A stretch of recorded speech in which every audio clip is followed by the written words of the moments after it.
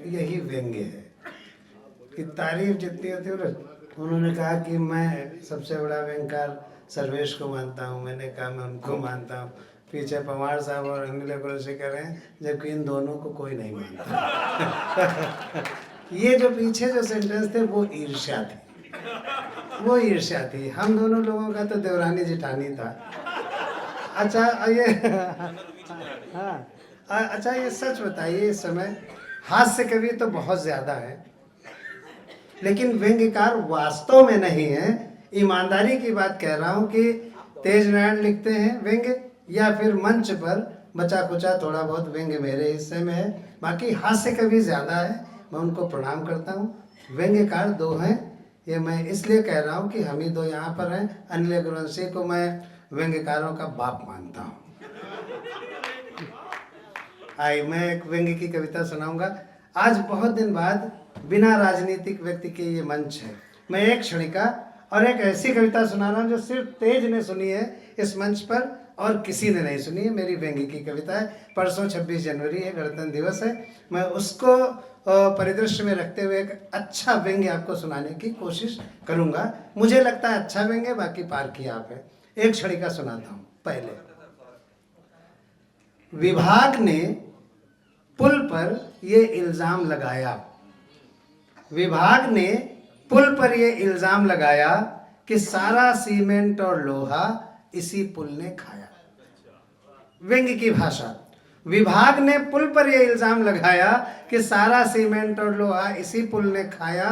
पुल बहुत घबराया, अपने आप को निर्दोष बताया कि हुजूर सारा सीमेंट और लोहा मैंने नहीं पाया।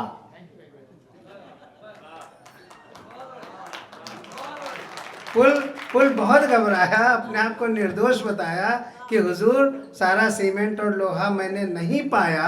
मेरे हिस्से तो सबसे कम आया, मेरे हिस्से तो सबसे कम आया, लेकिन उसकी एक नहीं सुनी गई। उसकी हर दलील, हर याचना जांच कमीशन के सामने धुनी गई। आखिरकार फैसला पुल के विरोध में ही आया। विभागीय जांच, आखिरकार फैसला पुल के विरोध में ही आया कि सारा सीमेंट और लोहा इसी पुल ने खाया। ये व्यंग्य नहीं था, ये व्यंग्य की भूमिका थी कि सारा सीमेंट और लोहा इसी पुल ने खाया। पुल अपने ऊपर लगाए गए इस झूठे विभागीय इल्जाम को किसी तरह सहन कर गया और अगले दिन ही नदी में कूद कर मर गया। अगले दिन ही नदी में कूद, ये व्यंग्य की भाषा है। मैं एक व्यंग्य रखता हूँ। पवार दादा आपका भी ध्यान चाहता हूँ। ये मैं शायद मंच पर एक बार पढ़ा है, उसमें एक करेक्शन प्रिय तेज ने करवाया था, वो खुद ही याद आ जाएगा उनको कहाँ पे कराया था। गणतंत्र दिवस 26 को है। सन 47 से अब तक की यात्रा गणतंत्र के माध्यम से आपके सामने करता हूँ। मेरे ख्याल से ये व्यंग्य की मेरी कुछ अच्छी कविताओं में से एक है। 4-5 लोग ताली बजा दें तो वातावरण आ जाएगा। गणतंत्र दिवस के रोज, इसमें बीच में थोड़ा सा मत बोलिएगा, क्योंकि सर भाई साहब बैठ जाइए प्लीज, 2 मिनट बैठ जाइए। अच्छा जाने नहीं, बैठ जाइए। चलिए, गणतंत्र दिवस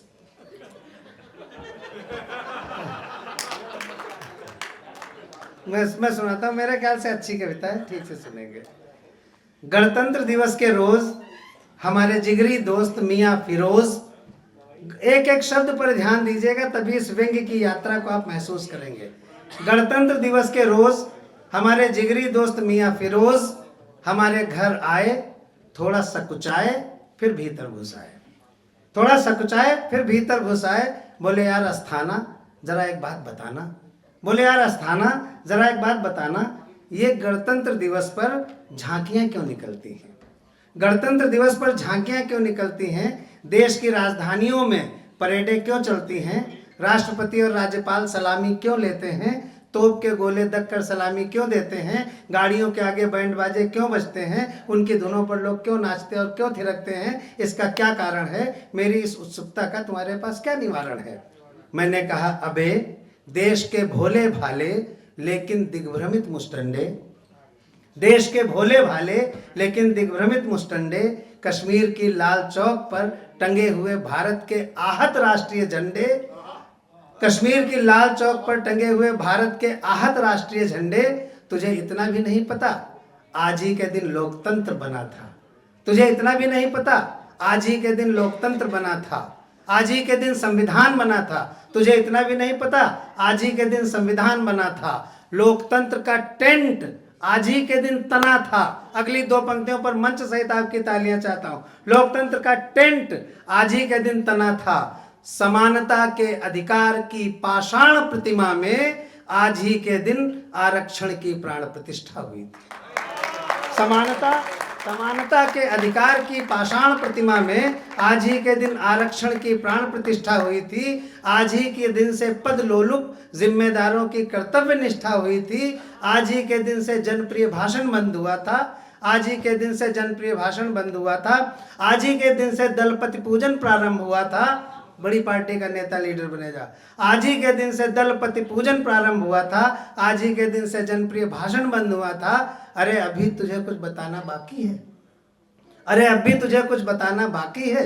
ये उसी के स्मृति दिवस की झांकी है। अभी भी तुझे कुछ बताना बाकी है। ये उसी के स्मृति दिवस की झांकी है। तुझे मालूम है स्मृति दिवस कब मनाया जाता है? तुझे मालूम है स्मृति दिवस कब मनाया जाता है? गाड़ियों के आगे बैंड बाजा कब बजाया जाता है? तू क्यों समझेगा? क्योंकि तू भी तो इसी जुलूस में शामिल एक अदना सा अभ्यर्थी है। तू क्यों समझेगा? क्योंकि तू भी तो इसी जुलूस में शामिल एक अदना सा अभ्यर्थी है। ध्यान से देख, पूरे राष्ट्रीय सम्मान के साथ निकल रही लोकतंत्र की अर्थी। ध्यान से देख, पूरे राष्ट्रीय सम्मान के साथ निकल रही लोकतंत्र की अर्थी है। इस पर उनका चेहरा कुछ खिला, इस पर उनका चेहरा कुछ खिला। उनसे हमें अगला सवाल मिला, बोले अस्थाना जी जरा खुल कर आइए, ये लोकतंत्र क्या है जरा इसे भी बताइए। अस्थाना जी जरा खुल कर आइए, ये लोकतंत्र क्या है इसे भी बताइए। हमने उन्हें बताया, अपने हिसाब से लोकतंत्र का अर्थ समझाया। हमने उन्हें बताया, अपने हिसाब से लोकतंत्र का अर्थ समझाया कि कश्मीर में अलगाववाद की आग, उत्तर प्रदेश में जातिवाद का नाग, तमिल में लिट्टे की ललकार, महाराष्ट्र में आदिवासियों का सरकारी नरसंहार, स्वदेशी पर विदेशी दबाव और गरीब किसानों के लिए डंकल प्रस्ताव, मंत्रियों और विधायकों के एक के बाद एक दलबदल और इस्तीफे, और विवेकाधीन कोष से विवेकहीन वजीफे, विवेकाधीन कोष से विवेकहीन वजीफे। अरे मेरे मित्र, यही है हमारे लोकतंत्र का असली चित्र। अरे मेरे मित्र, यही है हमारे लोकतंत्र का असली चित्र। जनसंख्या की किताब में गरीबी के पन्नों पर अत्याचार की स्याही से यह चित्र बनाकर और हवा में लटकी हुई स्वतंत्रता की चिटकी हुई दीवार पर चूना लगाकर सजा दिया जाता है। और हर साल इसी चित्र के सम्मान में लोकतांत्रिक ढंग से थोड़ा बाजा बजा दिया जाता है, बाजा बजा दिया जाता है। बहुत बहुत धन्यवाद। आज का मेरा इतना ही पार्टिसिपेशन माना जाए।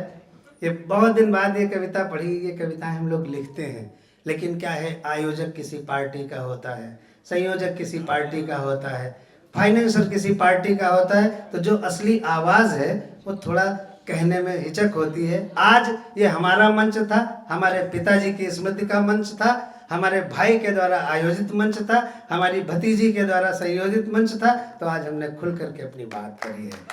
और ऐसे मंच सस्ते रहने चाहिए, कभी को निर्भीक होना पड़ेगा।